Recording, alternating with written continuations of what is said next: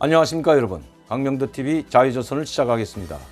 오늘은 북한 국경연선에서 통신원이 보내온 소식을 여러분들께 전해드리도록 하겠습니다. 정말 잔혹한 겨울이 북한에 다가오는 것 같습니다. 가뜩이나 코로나19 전염병으로 말미암아 국경이 모두 봉쇄되고, 그리고 심지어 철조망도 모자라 전기 철조망까지 가설해 놓은 것 여러분들도 아마 다 아실 겁니다.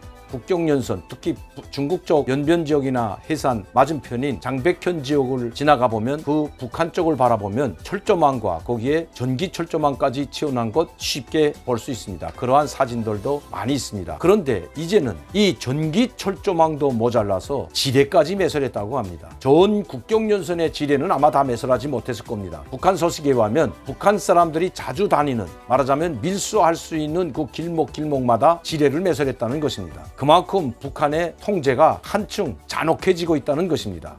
왜 북한은 이렇게 국경 봉쇄를 잔혹한 수법까지 써가면서 철저하게 막으려고 할까요? 김정일 시대 때, 특히 김정일 살아있을 때에는 이렇게까지 잔혹하지 않았습니다.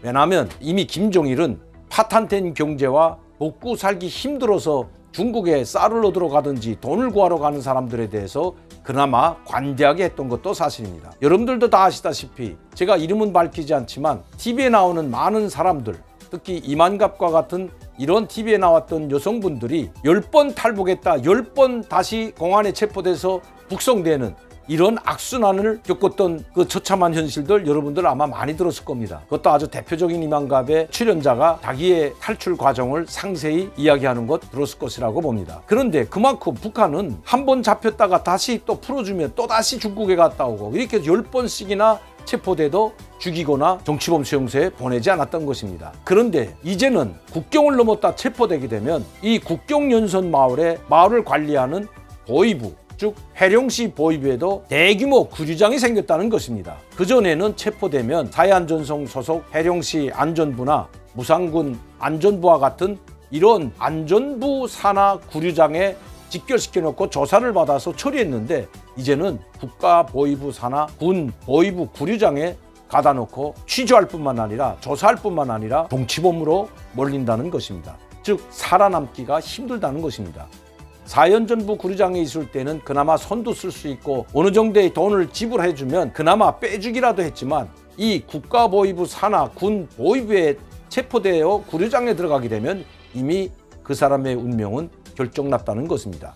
바로 정치범으로 다룬다는 것입니다. 이 국가보위부는 일반 경제범이나 아니면 강도, 강간 이런 강력범을 상대하는 것이 아닙니다. 김정은을 비방중상하거나 북한에 대한 불만, 불평을 들어놓고 사회를 혼란시켜 김정은 체제가 유지될 수 없게 만드는 이러한 사건들을 다루는 것이 바로 국가보위부입니다. 물론 간첩사건도 다룹니다. 그러나 이 간첩사건과 같은 큰 사건들은 군 보위부에서 직접 다루지 못하고 1차 조사를 끝내면 바로 국가보위부 중앙으로 직송하게 됩니다. 그렇다면 군 보위부, 이 국경연선 마을에 있는 군 보위부나 시 보위부들은 바로 국경을 넘는 사람들을 상대로 구류장을 만들었다는 것은 바로 그들을 정치범으로 생각한다는 것입니다. 이것도 모자라서 김정은은 바로 금년도 2월 4일 날 국경연선에 철조망과 전기 철조망을 설치하는 것도 모자라 지뢰를 매설했을 뿐만 아니라 이제는 국경연선에 있는 국경 경비대나 군 보위부도 믿지 못하여 2월 4일 날 김정은의 지시에 의해서 호위사령부 24초가 생겼는데, 이 24초 지휘부가 바로 무산군에 있다는 것입니다. 얼마나 코로나19에 호되게 당했으면 밀수범들을 단속하는 것도 모자라 이제는 지뢰까지 매설하고 단속해야만 되는 상황이 되었다는 것입니다. 그만큼 김정은은 믿을 사람이 없다는 것입니다.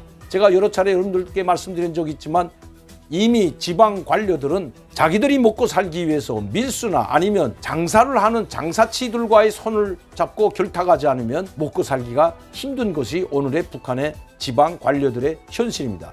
이것은 지방당 정권기관이 다 모두 마찬가지라는 것입니다. 이러한 소식들은 국경연선뿐만 아니라 지방당 관료들에 대한 이 소식은 비밀도 아니라는 것입니다. 제가 여러분들께 여러 차례 말씀드리고, 특히 함주군에 있던 인민군 방사포 여성중대장으로 있던 호은정 씨에게서 편지를 받아서 여러분들에게 3회에 걸쳐서 전달한 것 여러분들도 기억하실 겁니다.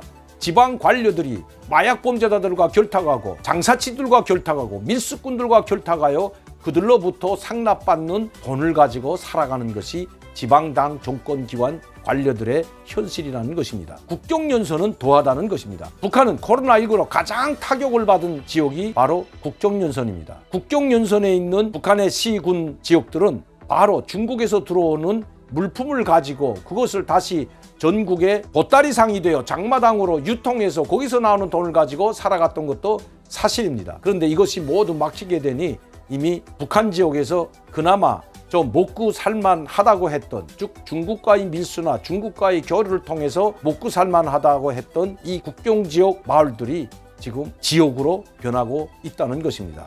심지어 무산이나 해산, 해령과 같은 온송 이런 국경연선 마을들의 시장에 나가면 쌀값이 천정부지로 오르고 있다고 합니다. 5,000원이던 쌀값이 어제 시가로 8,500원이라는 소식을 전해왔습니다. 북한은 쌀 한 킬로 값이 얼마인지 알게 되면 북한 전체적인 시장 흐름을 모두 알 수가 있습니다. 가장 민감하게 반응하는 것이 바로 쌀값입니다. 고반 2배가 올랐다는 것, 그만큼 북한 주민들의 고통이 점점 더 심해지고 있다는 증거라는 것입니다.